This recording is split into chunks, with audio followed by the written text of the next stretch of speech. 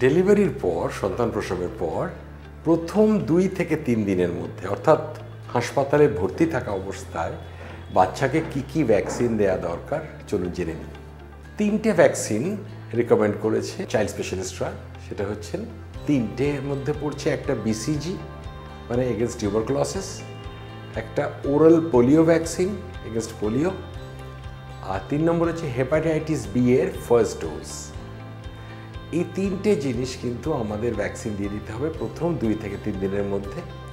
এরপরে ছুটির পরে একটা সম্পূর্ণ ইমিউনাইজেশন শিডিউল আছে, তাতে আরও অনেক রোগের এগেনস্টে ভ্যাকসিন রয়েছে, সেগুলো কয়েক মাসে, 6 মাসে, 1 বছরে বিভিন্ন বয়সের সাথে সাথে চলতে থাকবে।